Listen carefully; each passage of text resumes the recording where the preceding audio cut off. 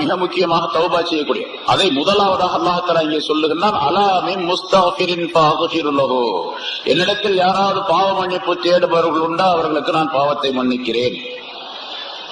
அலா மின் முஸ்தர்ஸிகின், இரண்டாவது உணவை தேடுபவர்கள் உண்டா என்னிடத்தில் அவர்களுக்கு உணவளிக்கின்றேன். பொதுவாக எல்லாத்தையும் அல்லாஹ்ட்ட தான் கேட்கணும். இங்க குறிப்பா 3 விஷயங்களை அல்லாஹ் சொல்லி காட்டுகின்றான். அந்த 3 விஷயங்களுக்குள்ள பல விஷயங்கள் உள்ளே அடக்கப்பட்டு இருக்கின்றது.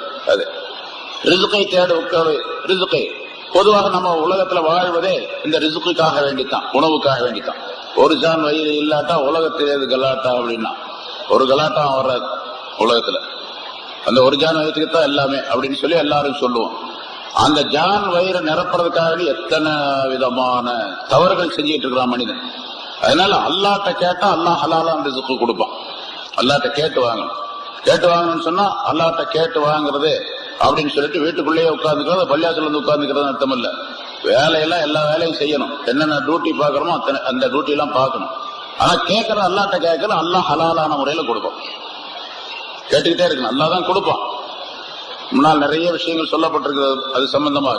அல்லாஹ்ட்ட கேட்கணும், கேட்டா அல்லாஹ் தஆலா நம்ம மனமுறையை கேட்டால் அல்லாஹ் தஆலா கொடுப்பான். ஹலாலான வழியில சிரமம் இல்லாம நமக்கு தேவையான ரிஸ்க்குகளை கொடுத்துக்கிட்டு இருப்பான். அவன்கிட்டயே கேட்க.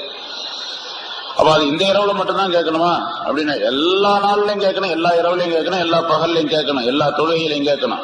ஆனா இந்த இரவை மிக முக்கியமாக அதற்கு பயன்படுத்திக் கொள்ள வேண்டும் என்பதாக பொருளாகும்.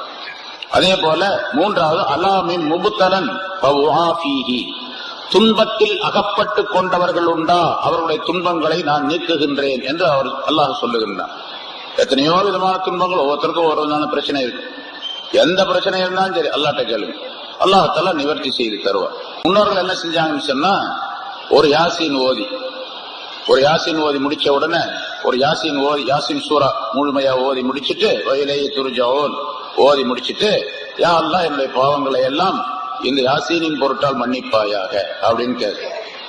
அப்புறம் ஒரு யாசீன் ஓதிட்டு கடைசியில எனக்கு உணவளிப்பாயாக, நான் ரிசுக்கை தருவாயாக என்று கேட்கிறேன். மறுபடியும் ஒரு யாசீன் ஓதிட்டு எனக்கு என்னென்ன துன்பங்கள் எல்லாம் ஏற்பட்டு இருக்குது அந்த துன்பங்கள் எல்லாம் சொல்லி காட்டணும் அல்லாஹ் தஆலாட்ட.